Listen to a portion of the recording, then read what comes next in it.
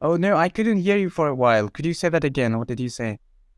Oh, I was saying how to know that it's toxic or not. It was like when you feel like Okay. it it's like you just can't accept it. You can feel it. It's toxic or not. For example, you can't be honest with everything with that person, or you're scared of sharing your ideas or doing something with that person. It means that it's toxic.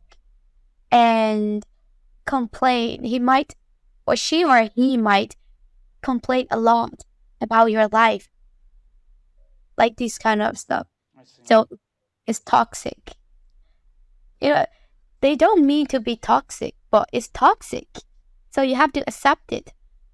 And the first is honesty. And then how can you break it? It's like a bad habit. You like to do the bad habit, and it's so hard to break the bad habit, like toxic relationships. I would say cut all the connection. You stay away from that toxic person, but nobody can do it. They're just trying and struggling, even though they want to do it. So the first is you have to create the healthy surroundings with yourself. Just you, not nobody. Just you. Um, as soon as you have to try to stay, not to talk to that person that much if you think that is toxic, and try to make like, healthy stuff, following your dreams or hobbies that make you happy, even simple little things. So it's you.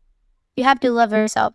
Of course, love so hard, but you have to try it for you because you have your own future. So yeah, I think that's it. Thank you very much. Thank you, Grace, for sharing your thoughts about it. Yes, I did hear you. Don't worry about it.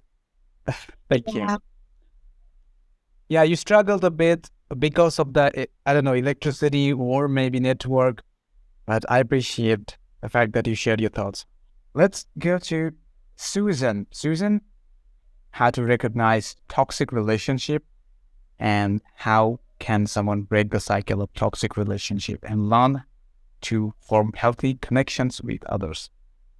What is your thoughts about it? Any ideas? Yes, Mahfuz. Yeah, I also agree with uh, all the friends here. I think it's easy to know that you are in toxic relationship when you can't be yourself. You can't be the real you. Like you feel afraid to give your opinion. You feel afraid to make mistakes because you feel intimidated by him or her. Um, so I think it's not balance um, between take and give. So the person is keep taking from you, but you have to keep giving to him or her. So um, finally, you end up drained and exhausted, overwhelmed. I think what you're trying to say, let me get it straight. What you're trying to say is probably the fact that we should have good social environment. We should create it. We should have some good trusted people with who we can discuss the problem. Mm-hmm. Yeah, yeah, We can get solution from, right? yeah, something like that. Yeah. All right. Thank you, Mhm. Susan, for sharing your thoughts. Okay. You're Now, welcome. Red Velvet asked a question, I think. Is possessive kind of toxic? Possessiveness, is it toxic? Okay, I can answer it, but before that, let me ask you, like speakers, anyone who would like to say something about possessiveness. Do you think it's toxic? It's not actually toxic, Yes. but when is it toxic? Yes, but yeah.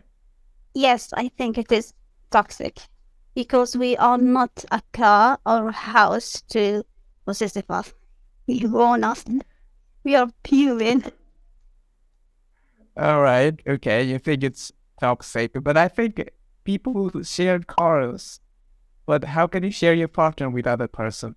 Okay. It depends on how much possessive the other person is.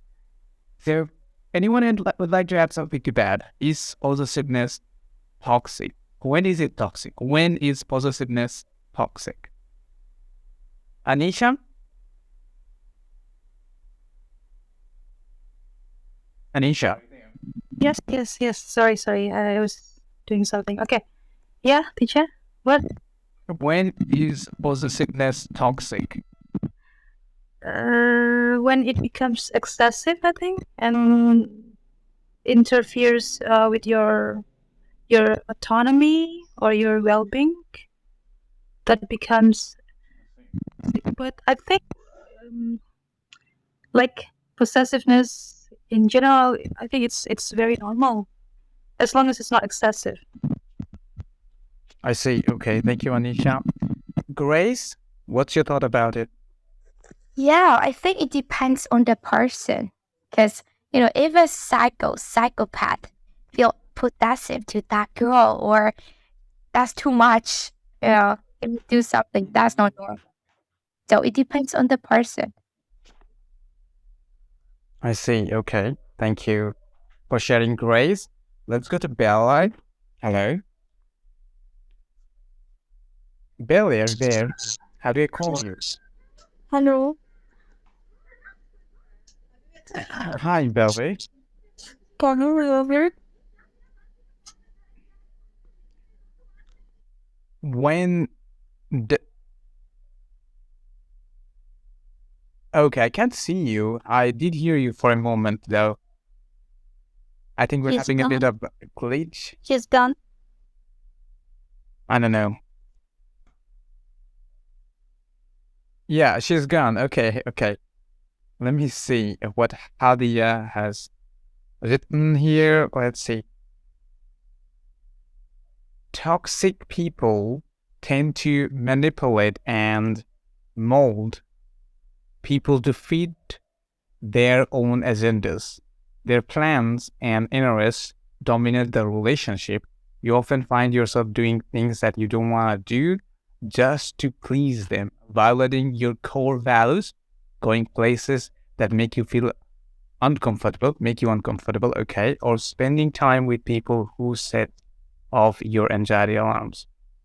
Okay, yes, it's kind of true, but then again, you have to understand which level is it in. Like, you might be uncomfortable doing a lot of things, even the right things. As long as it's right and good, then I think it's fine. But if it's morally incorrect, core values, I think that thing that you mentioned, core values, it's a very important thing. Core values, maybe your faith, your religion, right? That is something that you can't really change. You don't want to cooperate, you don't want to compromise. And if they force you to do that as well, then that might be problematic. But if it's just a simple movie, like always 1v1, maybe you both can compromise. I think it's not a big deal, right? Okay. So regarding whether possessiveness is toxic or not, I think it's not toxic as long as it's just a little bit of possessiveness, right? And if it's in boundary, right? It's not too much. But if it's too much and he doesn't want you to do anything, then probably it's toxic, right? But I think having a bit of possessiveness is normal and it's kind of healthy and cute, but having too much can be problematic. Now, the question, how to recognize toxic relationship, how can someone break the cycle? I have listened to all of you, and I think the thing that I understood is like there are certain signs that will help us understand what is toxic relationship. Number one would be you will not have trust, obviously. There is no trust between two of you. And the communication, it's definitely not good, right? Yelling, shouting, no one is understanding. There is no open communication there, right? And one more thing is obviously controlling behaviors, but then again, up to which extent? Is it too controlling, or is it just he's trying to help you become healthier, or she's trying to help you quit smoking, right? If my girlfriend is asking me to quit smoking, and then I'm saying, "Oh no, how can you control me? It's my life. I'm going to smoke as much as I want to. How can you stop me? It's stupidity. No, you're controlling me. No, I don't think that's controlling behavior at all. She's just trying to help you, and she's a responsible girlfriend, right? So you have to understand which type of control we're talking about. If it's too much, then of course that's where you have to understand it's toxic relationship, right? Especially, I think if the person is threatening you, then it's probably toxic. And then again, lying, like lies. If there are so many lies, then it's toxic, no doubt about that. And one more thing is one-sided love. Like you were giving and giving and giving and giving and giving, and you're getting back nothing.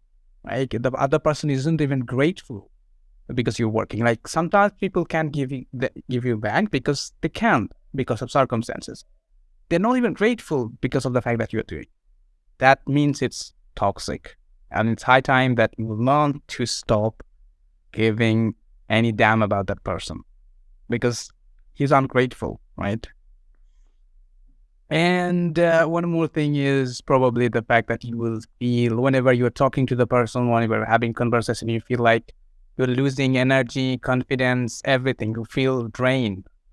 Some kind of demon sucking all your energy, positivity, affection. So that is probably the sign of toxic relationship. Or maybe another one would be like he is having toxic behaviors and you are defending that. Oh no, he's probably doing it because of that. Oh, she's probably doing that because of that reason. That can be a sign of toxic relationship. I remember this. I was talking to someone, actually. She's from Indonesia. One of my clients, actually. So the man left her for months, not just like days, months, and he didn't even talk to her. He didn't message her. And I was talking to her about this thing, and she was still defending him. I'm like, what to do, what to say in that at that time. It was crazy, you know. That happens, like in toxic relationships, that does happen. So these are the signs, obviously. So you will feel drained. You will make excuses. You will just give and give. You will not get back anything. There will be so many lies. There will be no trust. There will be no like proper communication. There will be excessive control. Right? These are the signs that you are in a toxic relationship. And how can someone break the cycle of toxic relationship? Well, it's hard. Probably you should see a therapist or a life coach or a relationship counselor, or probably a person who can understand you and who is competent enough to do so. Because sometimes we end up making things worse by talking to others because they don't understand. They just make things more complicated. So choose wisely whom you are talking to and try to understand your value, your self-worth. When you will start working on yourself at some point, you will definitely understand that it's not good, it's not worth it. When you understand your value, you will just get rid of it, right? So that's it. Take some time away, spend time with yourself, connect with people, get professional help. I think that's the most important thing, right? Out of all these things. That's all, I think, for now. Anyone would like to add something to that?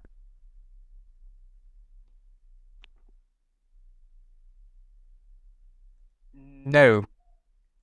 Okay, let's see some comments.